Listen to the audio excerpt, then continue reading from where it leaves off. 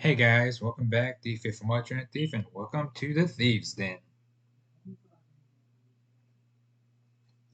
Doing this one a bit earlier in the day, so instead of alcohol, I'm sipping some coffee and water because I got work later. So today's a bit of a, well, I'd say interesting, but well, it's interesting to me. It's a discussion I'm very fond of, and it's having to do with, I guess, growing up with certain fandoms, so to speak. I'm not a super passionate fan when it comes to certain genres, but then some games or some series or some comics or some things that come out, I get mad hype for it. And I guess this is a good way to start off as example is I'm gonna be honest with you guys. I was never the biggest Street Fighter fan. Like growing up, I've only ever played Marvel vs. Capcom, and not even the second one, but specifically the third one. So that's how I learned about Ryu, sort of, Chun Li, sort of, and so on and so forth. I just thought like Ryu was like the very old school basic fighter of like, okay, yeah, he's the poster boy for Street Fighter, Hadouken and all that good stuff, right? Like he's a warrior. That's basically all I knew about him. And I never played the games until what was it? I randomly got I think Street Fighter 4 or is it 4 or 5 on my PlayStation. I played one game of it, set it down, and I was like, all right, I'll jump back on later. I forgot to jump back on later, and that never happened again. So I was like, well, shit. And then Street Fighter 6 came out. People got mad hype for it. Everyone was drawing the Cammy meme and everything of the pose. Y'all know the pose, the stretch pose that she was doing. And so, I jumped into that. I really, really like it. I might actually go back now and jump into the old ones just to see what I've been missing out on because Street Fighter was one of those game series that, not that I wasn't good at it, I'm sure I could have figured it out.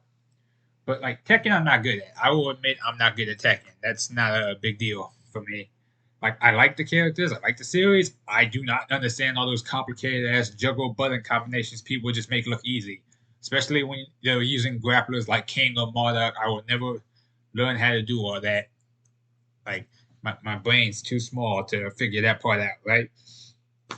But Street Fighter is something that I've seen because again, I've been playing people a lot more online, and while I get stomped a good chunk of the time, I am learning to I'm learning to fight them better.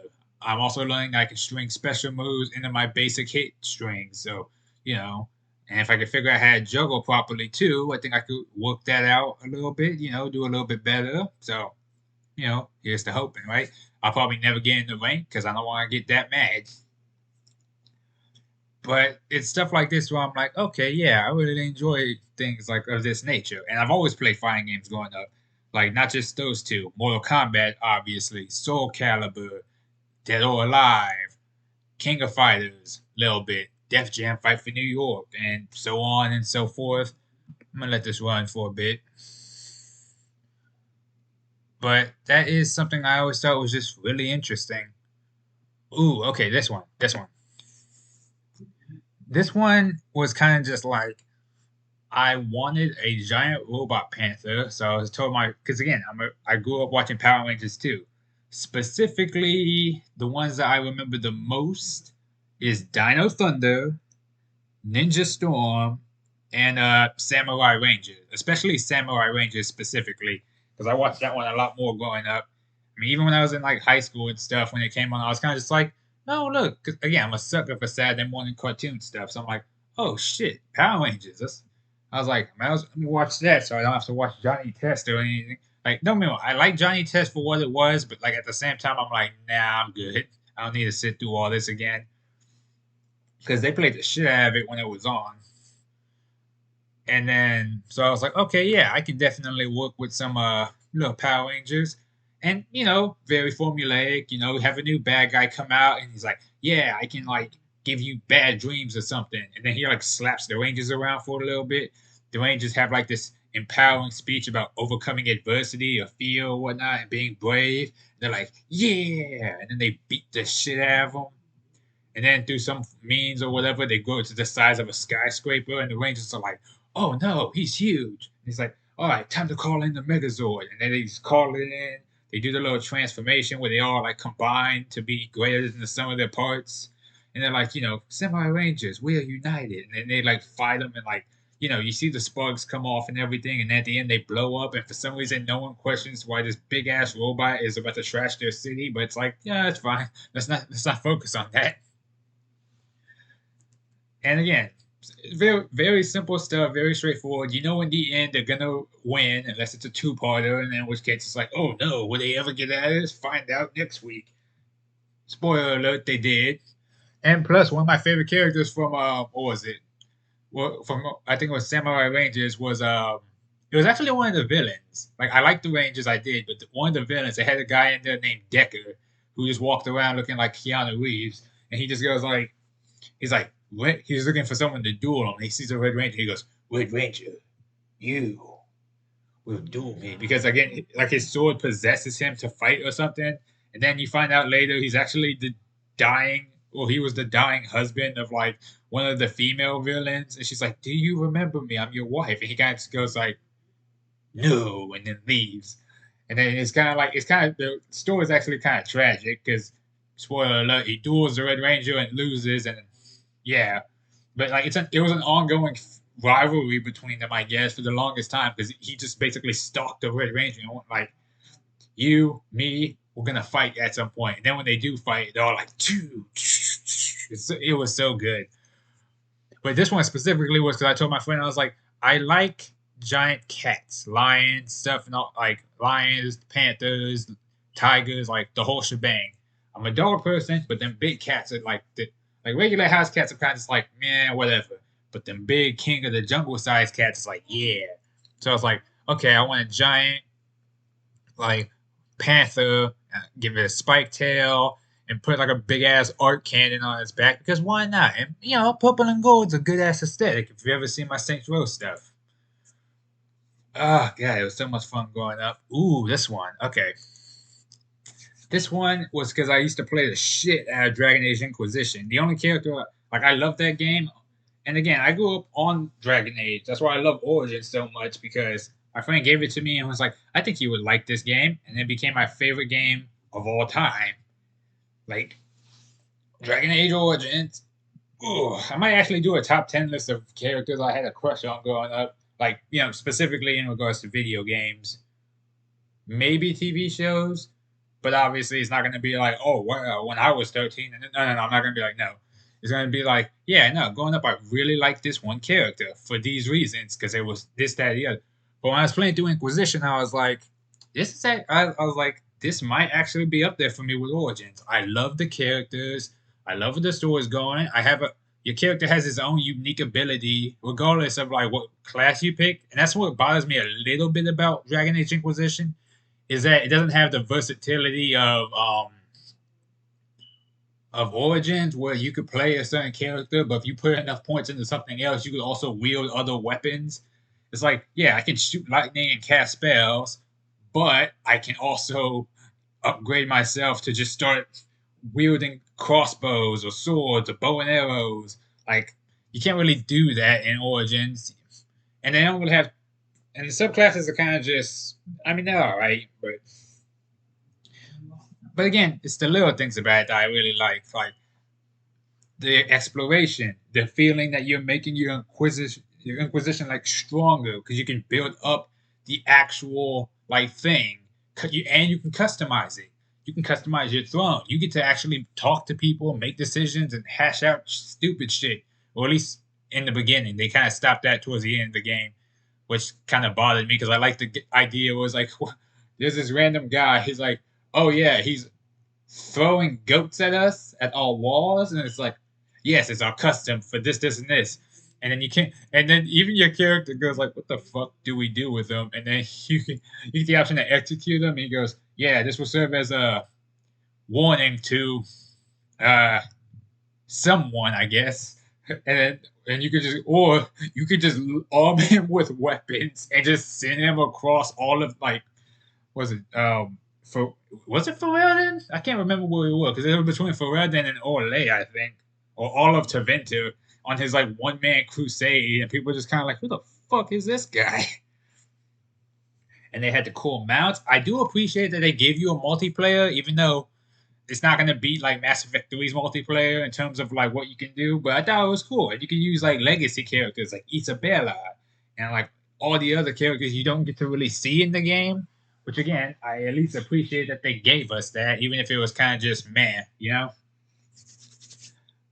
But at the same time, I was also just kind of like the only character I didn't really like. Don't get me wrong, I like the people in your main circle. I accidentally turned Liliana into a fucking psycho, or because she just starts murdering everyone at one point, and I was kind of just like, from my perspective, I think you're doing a good thing. And then towards the end, I'm like, hey, whoa, we don't have to kill this one. Oh, nope, she's already dead. She's like, how could you say that after everything you've done for me or told me to do? I'm like, first of all, I didn't tell you to do shit. I just didn't question it. There was a difference. But I guess my silence answered it for her. And then you got people like I like Dorian. I thought he was like, yeah, I thought he was charming. Iron Bull was great. Cassandra, mwah, love her. And let's see, Varric is always a treat. Like the only people I could say who was like the weakest in the story was who's the bald headed black mage lady? I'm trying to remember her name now, but Vivian. Specifically because the problem in the story was she wanted to go up against Morgan, and Morgan's like the fan favorite, and then also it was Morgan, so that was never going to work in her favor. So I was like, yeah, no. But she's also kind of just like, well, I mean, you say she's a bit pompous or like snarky and stuff, but like she kind of, my thing is kind of like she always seemed more like a overseer of sorts. Like she just kind of looked over stuff, which I thought was fine. And then there's Solus, there's Cole, which they have their own interesting dynamics. Only character I didn't really like was like Sarah. Like again, I liked Colin, liked all the other people that came through. Josephine was good. I did not like Sarah, and it's not because again, parts of it was like I understand her logic to an extent, even though some of her logic just seems kind of childish or stupid. I'm like, it works for her. It works for her.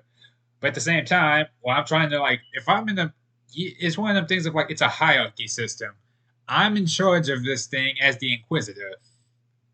If I'm trying to get information from somebody and then he's constantly like butting in, being like, why are we even talking to this guy? I'm like, serious, shut up. And then she just straight up kills him and goes like, my thing is like, yeah, I'm not going along with her nonsense because it's like, first of all, I'm the one in charge. Secondly, you're starting to annoy me now by being. And she's like, well, what are you gonna do? That's this. Look, bitch, pay attention. I'm doing this to help you. If you can't see that, leave.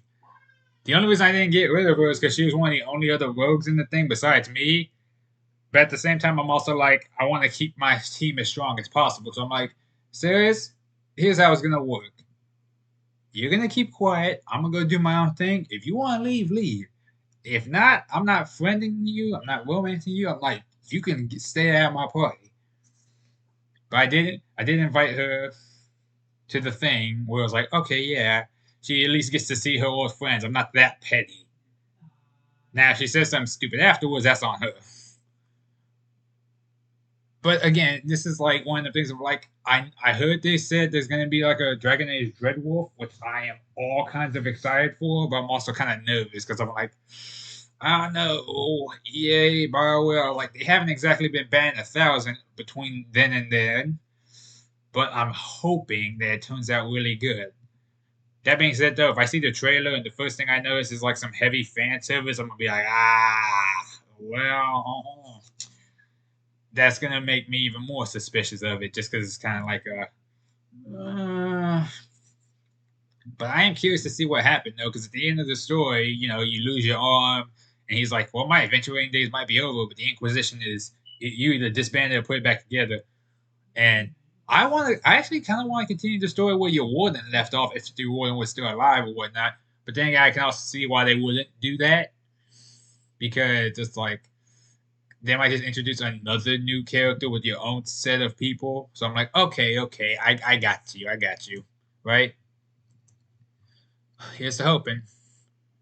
I mean, come on, who hasn't watched Dragon Ball Z at some point? Let's be real. And if you're wondering who these two people are, it's a long story, but Super Saiyan 4 at least looks good. But the I grew up watching anime when I was younger. I accidentally jumped into Dragon Ball Z later, like not even around the Sand Saga, specifically around the Frieza Saga. So in my mind, when I got to Dragon Ball Z games, I'm just playing the game. I'm like, what the hell is Kaido can't? How come I can't go Super Saiyan against Sand Saga Vegeta right now? This is ridiculous. Because in my mind, Goku always had that transformation. But that's Dragon Ball Z wasn't even my first anime either. It was specifically Inuyasha that I remember watching the most of growing up. Like that was like it was like a Saturday morning cartoon thing for me where it was like, okay, watch a little bit of this now, and then later watch Looney Tunes, and then start getting ready for school. And I never watched the last episode of Inuyasha. I know I can look it up now, especially on like Crunchyroll and stuff like that, where they just have the whole series of stuff out now. But at the same time, I'm kind of just like, I don't know. Every time I got to the very last episode of Inuyasha, I would specifically, and it wasn't intentional either. I would just accidentally oversleep or something and then miss it. Then the very next episode would be the first episode again. I was so pissed, and because you couldn't look it up back in the day, I was just forced to rewatch all of it again just to see. And then it happened. The fact that it happened twice in a row is where I gave up because I got so defeated after that. I didn't even want to look at Inuyasha after that. But I still watched Looney Tunes. I mean, besides, we've all played Xenoverse. We've played the Tenkaichi games. Like everyone knows the appeal of having like Dragon Ball Xenoverse. Like I said, Xenoverse. Bleh, Dragon Ball having your own Dragon Ball Z character. Because in your mind, like it's a power fantasy, so to speak. Hmm. Like you make your own character in your head, or you draw him, or sketch him, or make him in game, and you say, "This is my character. He's so strong. He can fight and beat anybody. He's so powerful." Because in your mind, maybe you aren't the strongest person in the world, and or maybe you're scrawny, maybe you've gotten picked on or whatnot, and you imagine yourself as this all-powerful like force, this really strong person who's just casually boxing with gods and deities, and he's like, this person isn't afraid of anything because he's so strong and powerful. He's confident. Like like I think a character you create, especially in some like Grant, yeah, I might be overthinking this. You might have just been like, well, I liked how he looks, so I made him because I thought he looked cool, right? And that's fair. Everyone has characters made for different reasons. And then but then sometimes people just like playing Dragon Ball Z because they just really like the characters. I'm a huge fan of, like, I like Goku, but my favorite characters are Vegeta, Gohan, and Bardock. Bardock, well, at least, no, let me rephrase that. Like, episode of Bardock, or which one was it? Or was it Bardock the Father? Or the first version of Bardock. The ones they did in Super, I wasn't really messing with, and the one they do in Heroes, I don't know, he just seems a bit too weird for me. Gohan, I liked all versions of him for the most part. Cell Saga Gohan, Kid Gohan, he was because again, he's a gentle soul with a hidden temp with the like hidden rays, and because of that, he's also one of the strongest characters. And then I even like Ultimate Gohan because his fighting style is sick, especially if you play the Budokai games where he just fucking pimp slaps enemies. Like you know what I'm talking about, where he does like the backhand fist to people and just goes bah. It looks so cool. Like I used to slap the shit out of people with that one. And then like future Gohan because in my thing too, everyone always goes like, who has a more tragic story, Gohan or Trunks? It's like, yeah, Gohan had to live through all of his friends dying. Trunks had to grow up in a world where everyone was already dead or dying, and he couldn't do anything about it. It's like, but then Gohan's story ends at the androids. Trunks goes on all the way to, well, depending on what timeline you believe in, all the way through Cell, through the Boo Saga, sort of, and then into like the Goku Black arc. So it's like you don't really know, or it depends on how you look at it. Because that's what I liked about Dragon Ball Z Kakarot too. They kind of go into that where it's like, yeah, no, after Gohan died and Trunks did all this and came back, he still had to try to fix things, and things just still got worse for him. But at the same time, it was a nice little touch because you get to see, like, in the beginning, you play as Gohan and Trunks. It's like, you can't beat the androids. You were never meant to beat the androids. All you can do is run and you can't train, you can't really grind out stuff to get stronger. It's just like no, when you're done, that's it. Because then when Gohan goes to fight him, you know he's not gonna win. Especially if you've seen this. It's like but he put up a hell of a fight, which also makes it more tragic considering they make you have to fight the androids when Gohan wastes all of his energy to where he can't possibly fight back. So all you can do is dodge and pray until they eventually go to that time limit and go like, okay, yeah, we're done fucking around. Time to die, Gohan. Pow! Oh, but it looks so clean. That's what gets me about Kakarot. The game itself felt kind of mid at first when it came out because I was like, I was like, it's alright. But then afterwards, it was kind of just like, oh well, here's some DLC. Oh, okay, cool. Here's some more DLC. All right. A couple of years later, here's some more DLC. All right, nice. Then it's like, yeah, here's some Dragon Ball content for you. I'm like, dude, just make a prequel or sequel already. I want to start. Like, I want to see go. Like, I don't even care about Super. I just want to see Kid Goku go around punching dinosaurs or something. Shit. But again, that's why I made my character too. Because again, I love Xenoverse despite all its problems. Well, it's like, okay, yeah, it's still a fun concept. It's like Dragon Ball Online or Dragon Ball Fusions. You can make your own Dragon Ball character. I mean, technically, Ultimate Tenkaichi lets you do it too, but that's very generic-ish. And then even Breakers is like there's more stuff you can do to like customize people. And in Breakers, I'd say it's more realistic because that's basically when people go like, yeah, no, this would be you in a Dragon Ball universe where you'd be hauling ass, running away from things because you can't fight these people. You don't know how to manipulate ki. You basically Hercule, but without the martial arts skills. And then like little things like that. And then the fandom is always so passionate about new projects. Like I didn't really care about Resurrection F, but I really, when it came to the new stuff, I did enjoy Battle of Gods. I enjoyed the Broly movie, and the funny thing is, the Broly movie actually made me like Broly because I used to hate Broly growing up. I just thought he was boring because like his backstory was stupid. Like yeah, he was strong and he had some like interesting evilish quotes, but I'm also just kind of like, he's just a bulky dude who doesn't really have like any unique. Like his aura charge looks cool, his transformation looks cool. Like he's just a cool looking character. That's it. His attacks aren't really that unique. Like besides his melee stuff, which is like really good. But like outside of that, he's just a big buff enemy for them to fight. And even then, he gets defeated. I guess you could say by plot because Goku punches a hole through his stomach where he was stabbed as a baby, and like makes him kind of explode. It's weird. And then they just because he was so popular, they just kept bringing him back. But we did get some good moments out of it, with like the family Kamehameha, which still made no sense. But I was also like, okay, you know what, whatever. Then when I heard they were bringing him back, I was kind of just like, I don't know. You're gonna bring him back? He's gonna be a stronger Super Saiyan Blue, or God at least, despite not knowing who he was. And the way the trailers tried to like lie to us like that, he's like an unknown Saiyan. It's like everyone knows who Broly is. Like, let's be real. Dragon Ball Z fans know who Broly is. Stop lying. But it's like it's their version of Broly, where he's more like, well, I guess you could say he's kind of more like Gohan. He's actually like, yeah, he'll defend himself, and yeah, he has a temper to an extent, or like a hidden rage mechanic. But it's also one of those things that's just like he's technically a gentle soul. And then they gave him like some friends in the form of Chila and them. I'm like, okay, yeah, he has some people to bounce off of and like be cool with. That's actually really, really nice. To the point where he's just kind of like around now and he's learning to control his power. I was like, okay, yeah, some development for him, some stuff for him to do. I enjoy that.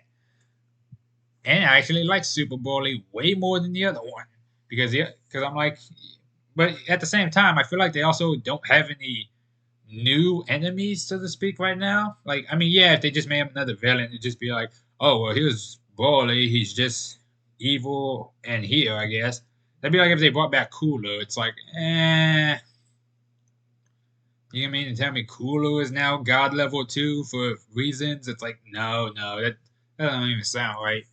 But then it's just kind of like, all right, yeah, I get y'all. But it just doesn't feel like there's any new enemies right now either. It's just like, yeah, we're bringing back these popular people. We brought back Frieza, we brought back Cell, we brought back Broly, and I'm guess and who knows? They might bring back Evil Boo somehow, which also wouldn't make sense. But it's like, you know what? Fuck it, we'll figure it out.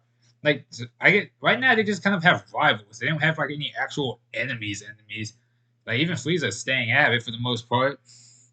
Well, I don't know. It depends on how the manga is supposed to go, but yeah, you don't really know. Still, love the series, watched it growing up, play the games, love them. Except for that fucking mini game where you have to hold radix in place. Y'all know which one I'm talking about. That one was annoying. And then let's see. Yep. I still like this picture though. Despite the differences, Raken knew how to draw people. Ooh, Mass Effect. Now this one is also funny because that was one of the series where I kind of fucked up because I played the third one. I never saw the trailers or nothing either. I just specifically picked up the third one because I thought it looked cool. Because I saw the cover art because I was that stupid growing up where I literally judged everything by their covers.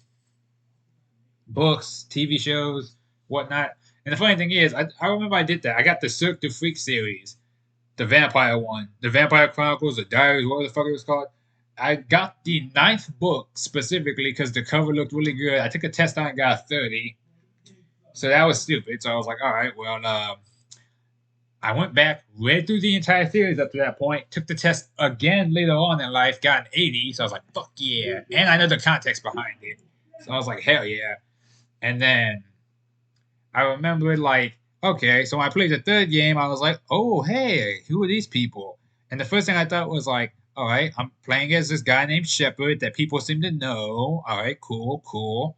There's a guy named Anderson, voiced by Keith David, who's like, I guess my wise old mentor. All right, cool, cool. And then it's like, okay, then you run into people like Jack and Garrus, and they all talk to you like they know you. So I'm like, okay, okay, okay. Now this makes a bit more sense. Okay, like these are people who have a history with me in some way, shape, or form that I can't really interact with, so to speak. And then I met like, you meet Ashley, and she's like, you used to be evil or work with these people, and I'm just sitting there like, man, fuck you, you don't know me. And then I'm like, then I run to Leora, look, and I'm kind of just like, oh hey Leora. And she's like, Shepard, and I'm like, yeah, we have to stop the Reapers.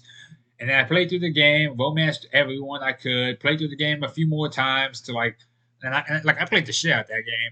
Like, and I did everything I could to stop the Reapers, but it never seemed like I was doing the right thing or getting the ending. I didn't even know there was a multiplayer at the time either. Then later on in life, I found the second and third game at like it was like a Best Buy or a Walmart or something. Played the second game again and I got some context for the third game now because I'm like, okay, this kind of makes a bit more sense now. And I meet some of the characters with their original designs, like Jack, and then like I mean, Garrus was still around in the first game, so yeah. And then you see Tali in them, and I was like, oh, okay, yeah, this makes a bit more sense now. And then you run some characters you've never seen before, or I haven't seen before, like fucking Grunt, and so on and so forth. Samara and them. I'm like, okay, this kind of makes more sense. I was like, now I know a few more of these people now. That kind of, I got you, I got you. And then at some point in time, when I finally bought an Xbox, I found a Mass Effect trilogy. Like came with the little Cerberus cards and shit on the inside and everything. I was like, oh, this is clean. I'm gonna take this. Played through the first game, and I'm gonna be real with y'all. The first game is kind of rough. Not in terms of gameplay. Well, yeah, the gameplay is a bit stiff and a bit clunky, but especially the driving. But characters are still good. The dialogue is still fun, and there's also a lot of, I guess you could say, interspecies tension. Like there's not like outright racism, except from Ashley, but like these people don't really see eye to eye and get along. And then when I see them in the later games where they're all just kind of kicking it with each other, that's where you kind of were like, okay, maybe Shepard was the glue that held them together, but also he was like the bridge between these species. And then same thing with like so on and so forth with everything that went on, right? Uh, and I can appreciate that. And then the cool thing was like with Shepard especially was that you can make him look however you wanted to.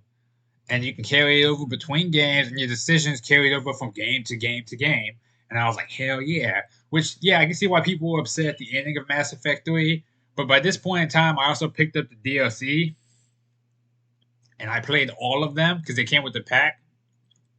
And the funny thing was, that's when I finally tried out the multiplayer for shits and giggles, and I found active matches. This was like, keep in mind, this was like 3 years ago. So I don't know if there's still games or service for this going on right now.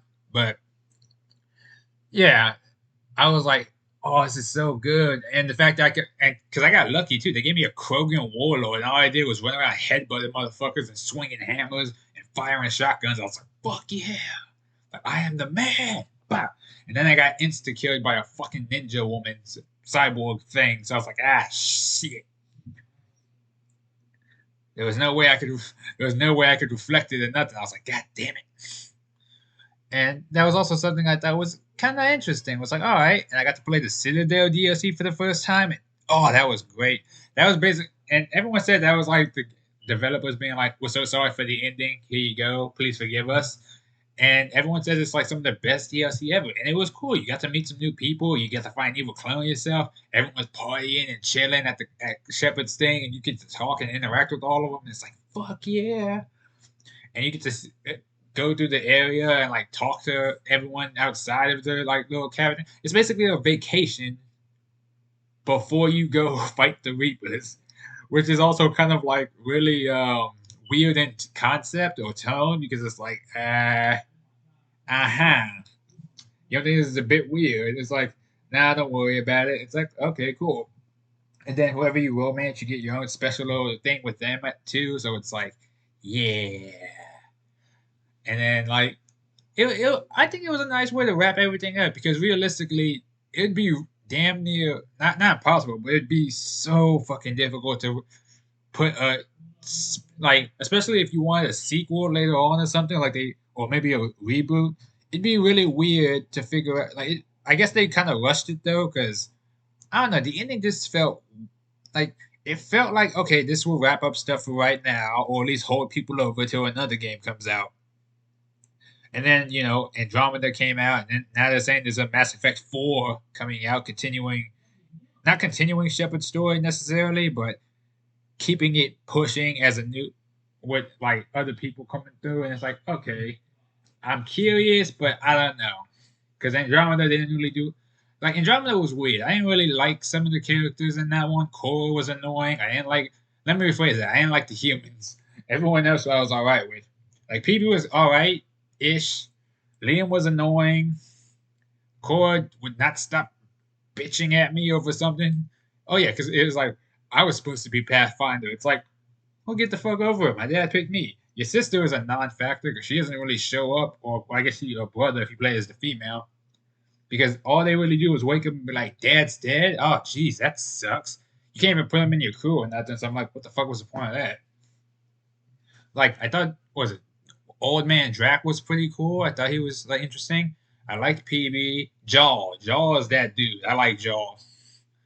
And then like so on and so forth. But the one thing I will say Andromeda did pretty well, besides touch up the movement and stuff, is they actually made some of these characters a bit more, I guess, different, so to speak. Not in terms of like their personalities or whatnot, but like it's nice to have a crew that doesn't immediately just get along all the time because like when you see like PB for instance interact with people like Cora or whatnot or Jaw or anyone else, it's like you can tell that they don't really see eye to eye, but they're only working together because you brought them into the crew, and you kind of just and like over time they get along, like after like a certain amount of time, but like also just kind of like they don't like each other, so it's like fair enough. But at the same time, it's like you can get people like Vetra with certain people, and she pretty much gets along with most of them because she's kind of like, you know, I'm chill, and it's like fair enough. But Ryder is no Shepherd. I will be the first to admit that. Like they try to make him her like more, I guess more. I don't know. He just doesn't seem as. Maybe it's because he's not as like bad. They're not as badass. But again, they. I get maybe they weren't. They were never meant to be. I think. but it's still so interesting to think about. Like, and again, that's what I like about Mass Effect, especially is like, yeah, your Shepard can you can make your Shepard be however you want, but there's also the little morality system of like, okay, if you were a renegade, your facial scars would reopen up from like, and they did this from the second game onward, and you would look ugly, and or not ugly, you would look fucking crazy, like you were a monster, so to speak. But at the same time, it'd be like, okay, yeah, you could technically just get surgery to get rid of all that, but I also dug it that your face scars and your eyes and shit would start glowing because it basically made you look like a beast. And I was like it was kind of like Infamous, where like if you picked the like darker path, your skin will get paler, your lightning would turn red or black and stuff, and it looks sick. Like it was so cool. And like I like the little touches that the game did, and then the weapons were different too, depending on like if you were like a soldier versus if you were a biotic, so on and so forth. Like your abilities and your like melee was different. Although the one thing I'm upset with is that your subclass, or I say subclasses, but like your class doesn't actually like matter. Besides like some flavored dialogue, like in the first game, at least your backstory had some like it had some flavor dialogue to it, sure, but it also had some missions to it. Like if you were born on Earth, it would be like, "Hey Shepard, you remember when you used to run with the gang, the Reds? We're one of the gang members. Help get one of our boys out because you're a Spectre now." And then you talk to the alien, he's like, "Yeah, no, he was being a fucking racist, so we like locked him up for causing trouble and doing all this stuff." And then they're like, "Oh, we're gonna tell everyone that the Great Commander Shepard used to be in the gang because." You're technically a war hero in the first game, anyways, because of one of a few options. So, like, that's why people kind of look up to you and why they think you're one of the why you were chosen to be one of the first human specters, which I thought was a cool touch. And then the same thing if you were a refugee who survived getting attacked by I think it was Batarians, or if you were the or if you were like a part of the because I think if the only time your parents get mentioned is if you pick the like military backstory where like your family was in the military and you were just there. And then obviously there's a sole survivor, the war hero, and then the ruthless one where you be where it's like the Tarkan butcher or Tarkan something butcher where you murder a bunch of people. So I'm like, okay, yeah, and everyone's opinions on that is going to be different. But one thing I do appreciate at least is that they gave you specific missions for those things. Where it's like, okay, this is one specifically for your backstory, and then here's another one specifically tailored towards the other part of your backstory as to why you became a hero. And you can always like, now granted, the missions will be there regardless. I think for the most part, but it was a nice touch that they at least do that in there. They don't do that in the later games where it's like oh hey, this is because like in the second game or whatnot, they don't go like, oh yeah, Shepard, these are some of the gang members you used to run with or whatnot, or some people from Earth who like became soldiers like you did because they admire you. You don't really see that, and I don't know. I guess I just felt I don't know. They could I felt like they could have done more of that. But again, the writing was really good. The characters were really good. The combat was simple but fun. And I also like that you could do small stuff too, like buy things for Shepard's like personal cabin. They stay there in the game. You can buy fish, and if you forget to feed them, they die. So you're gonna have to go buy more. You can buy your own Varen from Tuchanka, which is definitely what I did. And I named him Shadow. And yes, I would have him do pit fights. And then you could get new weapons and upgrade them. They had DLC armors like the Blood Dragon, which looks sick. Then they had the Cerberus armors and a whole bunch of other ones you could get, and so on and so forth. And then they had so many memorable, interesting characters, and just, I mean, I can't like just naming them all. You could read the quotes on a bunch of them.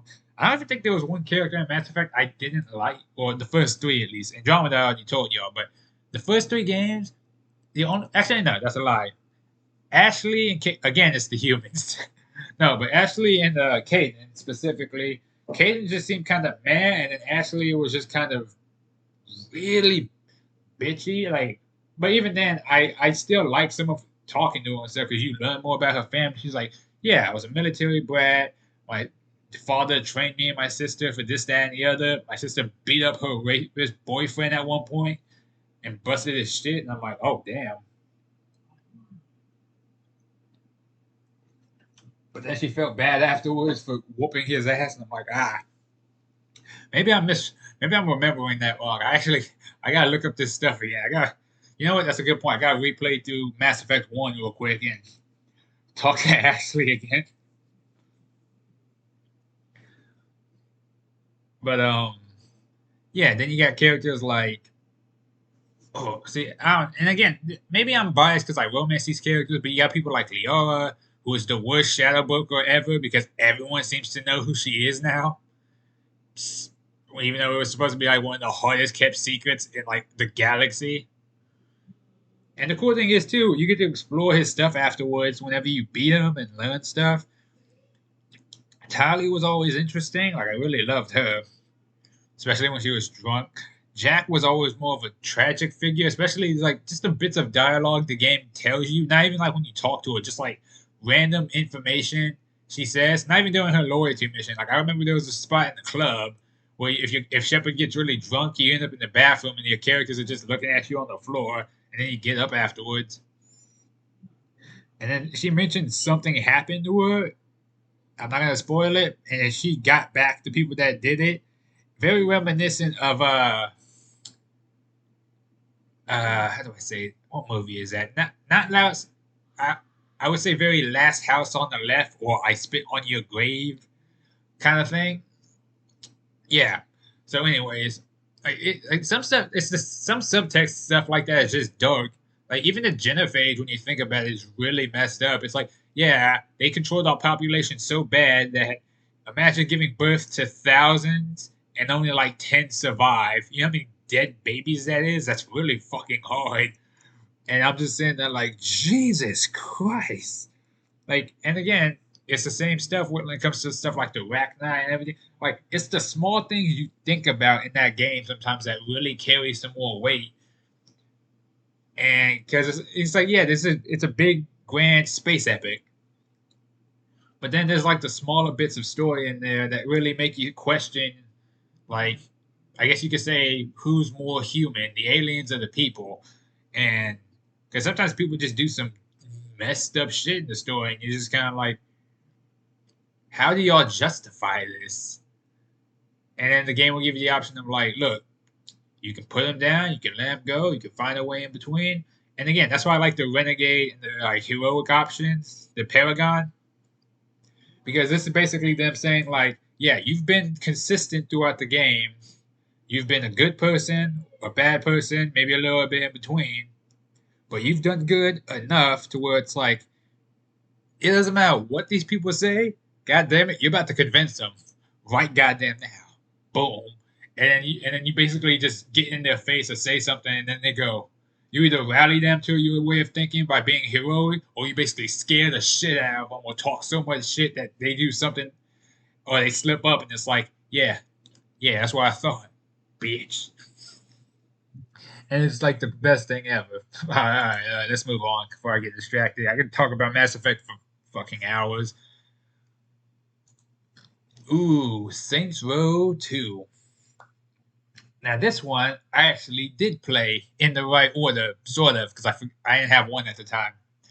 I started off with 2 because I saw the title cover and I was like, hey, this kind of looks like GTA. And I remember I used to watch my dad play San Andreas and stuff, so I was like, all right, I'm in. Yeah, let's do this, right? Perfect. And then I started playing the game and I fell in love with it. The music was bumping, the customization was awesome. I could get like, and I didn't even customize my guy that much as I did in my playthrough on my YouTube channel. Right, link in the description, so to speak. Even though I have a playlist already set up. Nah, but it was like I played through the game and I loved all of the characters. Gat was cool. Like, granted, I didn't even know who Aisha was, but I felt bad when she died because that really how much that affected Johnny. So I played. All right, played through. I loved Shani. I mean, you can see why. But I loved Gat. He's like your bro in the beginning. Like he's like y'all got history. So he's like hell yeah, which is why I was pissed off at 3 when he quote unquote died. You know what I'm talking about. And then after that, it was like, okay, cool.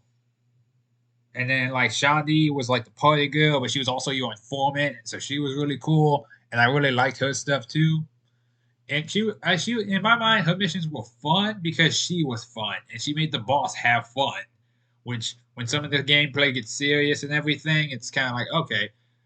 I would argue the weakest gang member, I guess, would probably have been Carlos, just because you don't see him all that often, and he comes off as like naive and at times even maybe even regretting meeting up with you. Because there's a part in the game where you're on the train with Carlos and he's trying to do like some spy shit where he's like trying to make sure we weren't followed or like doing this and you kind of look at him and go like, Carlos, this isn't a fucking movie. What you gotta tell me? And then at one point you go like, I'm gonna make it a banger if it kills you or if it kills me. And like Carlos just looks kind of scared. Like I'm like, and then what happens to him afterwards is just so out of left pocket. It's like, God damn. Like, and again, I know people again because I never played the first. I didn't play the first one at the time. I was really torn up when Carlos died though, because that's one of your crew, and his get back. God damn it, that felt good. Then you get the boss fights. Then you like bought everything and like worked your way up. Then you dealt with the Ronin, the Sons of Samadhi, the Brotherhood, Altor. And again, I didn't even play the DLC at this time, but I played through that game so many times. I made a male person, I made a female person, like pick different. Well, I never. No, I always picked the same male voice, but I never. I always switched up the female voices. And then you got different fighting styles and abilities you can mess around with. The weapons were really good. The side missions were enjoyable. And I was like, okay, cool. Then the third game came out, and I played the hell out of that one too. Especially because you could really customize your characters with like a whole bunch of different stuff. I even let my cousin play it for the longest time, and all he ever did, and I bullshit you not on this, was play through the entire game over and over and over. The first 30 minutes, and all he would do is make a new character, change their voices, change how they would look, make a new character, and he did that all the time growing up. And then the fourth game came out, and I didn't like it as much as the other ones, but I still had fun with it, I was like, okay, the game is wacky and stupid and stuff.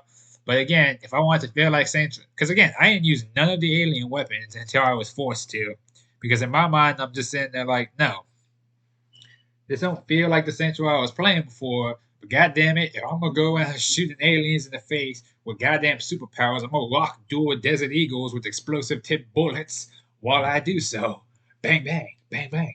And then I did the DLC for it where you had to deal with Santa. And I didn't like what 3 and them did with some of the characters, like not just killing off Johnny, but like Pierce. Okay, it seems kind of appropriate that he became like the face of the Saints as like the sort of like because it seems like he would embrace that kind of lifestyle. Shani just turned into like she lost all of her fun.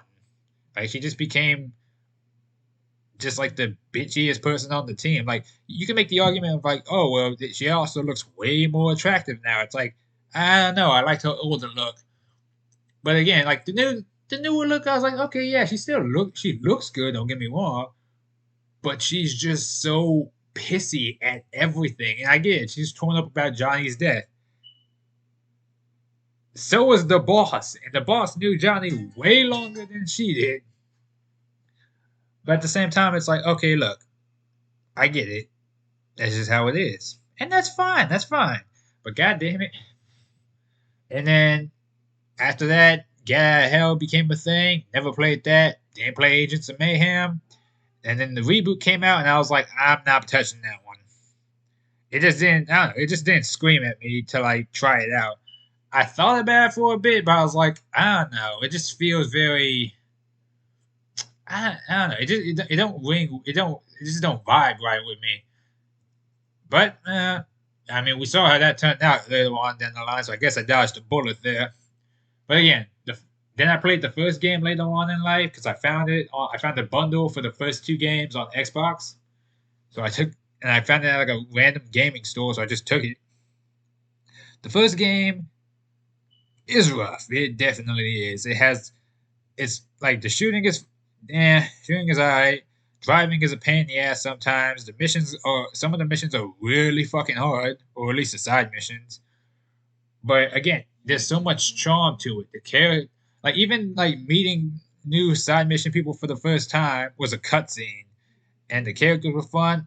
I I really like meeting people like Troy, Lynn, and all them Dex. And now it gives you context for the second game. I know who Aisha is. I know who her family is. I know what. Now I feel worse when she dies, and all that other stuff. But at the same time, I'm also kind of just like, yeah, these were the OGs, the old school Saints. And I was just a random guy recruited out of nowhere. So I was like, fuck it, I'm in. Hell yeah. And I guess the rest is history. I still love the game series though, despite its ups and downs.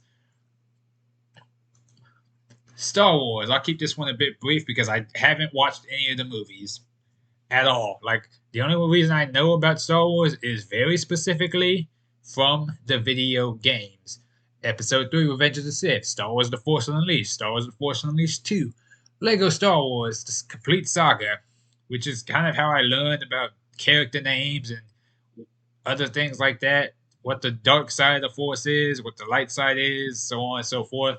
And then I started playing not Knights of the Old Republic. I still gotta try that one, but I played Star Wars: The Old Republic, the MMO. Made my guy a Sith warrior here, and I can't think of his last name, so I just called him David Huxablum.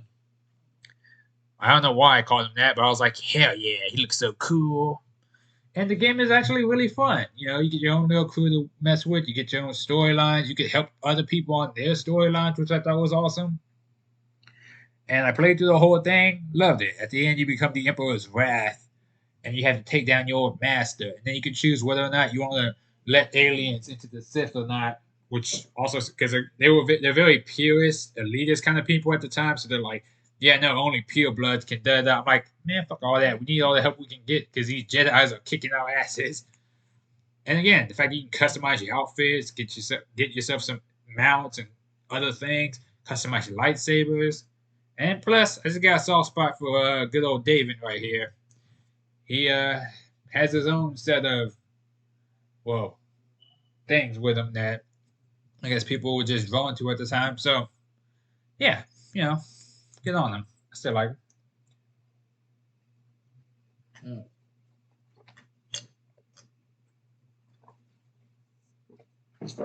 And there goes my coffee. Whew. Keeping this one short too. I do enjoy the Kirby games. My favorite ones were the Game Boy Advance ones, which was specifically Kirby and the Amazing Mirror. I had that one going up and I played the shit out of it. Like I played through it so like I used to run through that game so goddamn much and just play it over and over. Because again, you could just jump. It was Kirby. You jump in the mirror pieces, find the mirrors. I ran through those levels so many times growing up. Fought all the mini bosses, the sub bosses. Like I played that game religiously because it was so much fun.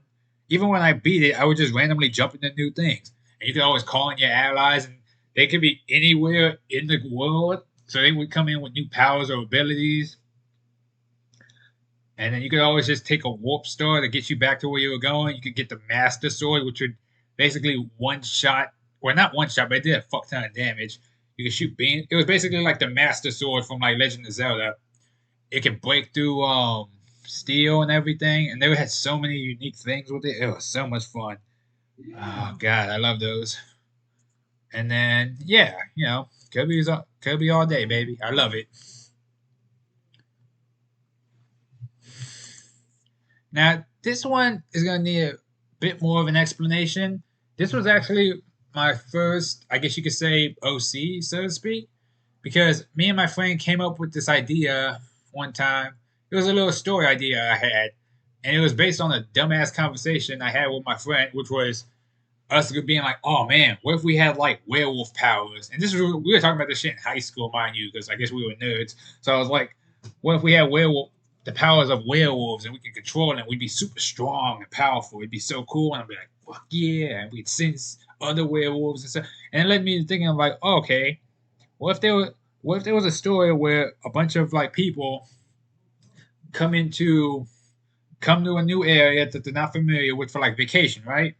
And then they run into this girl who's like she just looks like a regular old punk, like not like punk rock, no, like one of you young punks, like, like a delinquent, right?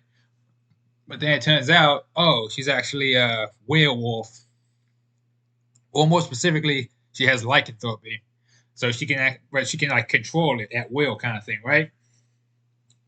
And then they lead this group of friends into this world of magic and stuff that they didn't even know about.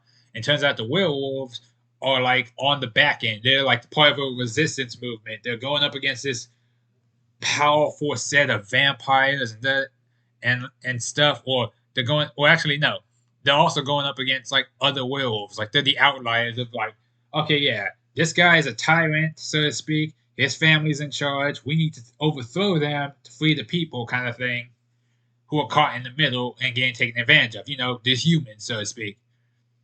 But then they're also dealing with the vampires who are trying to take over their land. It became like a whole thing I was working on for the longest time. I kind of dropped the story after a while, but I kept the character because I guess I couldn't bring myself to part with her. She was so much like fun. And never forget your first. Okay, Sonic. This one's easy. Never played the originals growing up. My very first Sonic game, I bullshit you not, was Sonic Adventure. Only reason I know about Sonic was because I watched Sonic X first. Then I played Sonic Heroes, and it came with a booklet and pamphlet to talk about characters and stuff. So I looked, because again, originally, when I played Sonic, I said, right? No, I played Sonic Heroes. And then I played, down the line, I ended up playing, not Sonic Adventure 2. It was Sonic Heroes. I played Sonic 06. And for the longest time, my favorite character was actually Knuckles. Like like a boxing echidna. He could punch. Because when I played the games and stuff, I was like, oh, I could punch the ground, lightning, and like fire would come out, like meteors and stuff, and that was so cool. And I played Sonic Riders, and I was like, yeah, Knuckles is that dude. I love him. Then I played through, and then like later on, Shadow the Hedgehog came out, and then Shadow became my favorite. Because I was like, yeah, Shadow can use guns and ride around on motorcycles. He's so cool. Because I was easily impressed growing up, I guess. And then '06 came out, and then eventually later down the line, I played Sonic Adventure 2, and that's what really cemented Shadow as my favorite character. Which is why I was really annoyed that every other Sonic game for the longest time never did anything with him. Like, even with Generations, he's just a boss. And then, what else was there? It was the I didn't pay attention to too many Sonic games after that. Like I never played Colors, I never played the other Riders games or any of the other things that came out. I did play the Sonic and Sega All Star Racing, so that was fun. But again, I never watched the old cartoons. I didn't read the comic books. I just I heard about it from word of mouth from a lot of other people. And I got Sonic Adventure 2 one day on my PS4 because I had PlayStation Now. And I was like, fuck yeah. And I just started playing the shit out of that. I had my own custom Dark Chow who was like maxed out everything. He was a beast. And he was a power type too. So when I did those Chow Karate matches, I used to beat the shit out of the strongest people. I did it for fun. It's like, oh, you think you go attack? Like he was like powerful. I was like, yeah. And then I started making a whole bunch of other ones. I had one for running, and I had my main Chow, which kind of looked like this, like basically. And I love that little guy. I missed him. And then I'm gonna try to make him again if I can figure out how I did it. But then like Frontiers came out again. I was skeptical at first because like open world Sonic game, I don't know. But I loved the game when I played it. It was so much fun. Especially when I learned how to figure stuff out and do the parry and stuff. Only thing I didn't like was that fucking pinball thing. I haven't played the DLC yet, but I'm gonna jump into it at some point. Because I'm curious about Super Sonic 2. Alright, let's see. Ooh. Man, going up with this stuff is fun though. It's interesting to think about too, just because like some of it's you could always say some of it's based in nostalgia, right? But I don't really see that sometimes because some stuff really does hold up over the course of history or time. You know, uh, I couldn't really.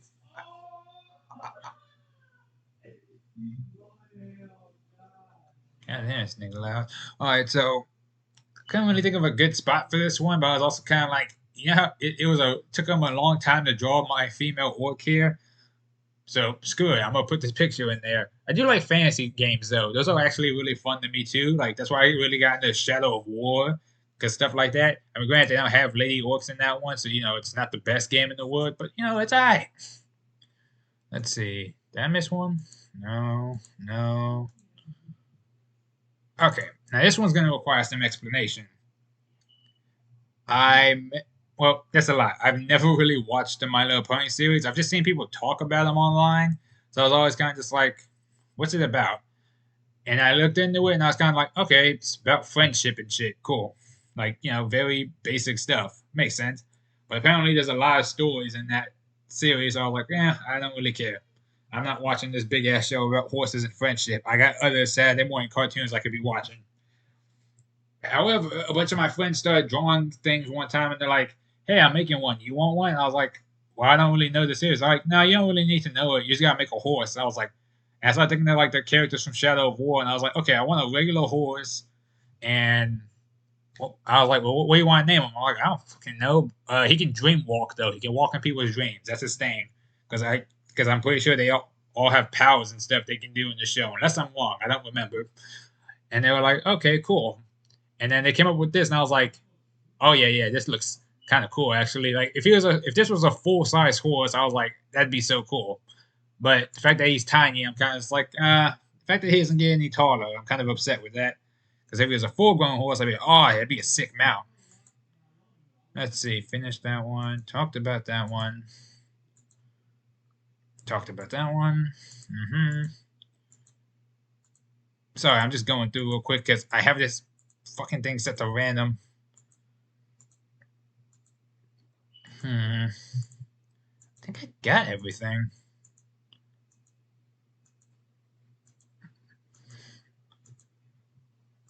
Sorry, I'm just looking. I'm just double checking.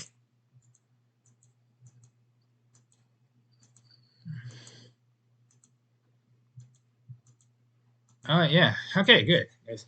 All right, so I knocked out the specific things I wanted to at least cover for the most part. But at the same time, it's like I really enjoy being fans of these series though, just because there's a lot of interesting things that come out of them. People's designs, like, and just little, like, not even just artwork and stuff too. Like, people really get invested in these, and that's why I like fandoms. Like, yeah, sometimes they're bad or toxic or like really unpleasant for certain things. But then you got like the other flip side of the coin where it's like, they promote like brotherhood or so to speak, where it's like, okay, yeah, like you got these people here. It's like, oh yeah, they're really because again, not all fans are toxic. Some are just passionate and they want the best for their series. Like, and then like for every bad egg you get, there's also a very good one somewhere. And that's something I still find enjoyment in is just like the fact that I can look back at some of these and be like, yeah, I really do like these series and like what came of them in my life. Because again, these are things that not necessarily made my childhood, but enhanced it. Like I mean, like that's why I like RPG games and fighting games because there's a fighting games are like very intricate to an extent where it's like it feels like it's almost like a dance, like artistic in a sense, with how the games move or play or handle. And then when it comes to fandoms, like for instance, books, it's like TV in your head, as to quote iCarly. But it's like, you can visualize things as you're reading them, and that made me want to write stuff too. Sonic games, fantasy stuff like that, high octane stuff, really, really fast paced and good. Star Wars made me think of like get more into sci-fi, same as Mass Effect. Made me really want to like explore the stars and come up with things. I mean, and like again, fandoms can promote brotherhood, togetherness, like, and they can really just make you enjoy yourself after a while. It's escapism too, because sometimes life ain't always fun, and then here comes a nice little game you have where it's like, here, I know you're having a crappy day and stuff, but take a load off, sit down, play me, enjoy yourself, kind of thing. Forget about it for a little bit, and sometimes that's all you can really do, and that's what makes it so much fun, you know. All right, guys, I gotta start getting ready for work in about a whoo. Okay, I feel a little bit longer than I had planned to be. Oh boy. All right, guys, but I'll be seeing you on next week, okay? Because there's some other stuff I still want to talk about. Thanks for watching.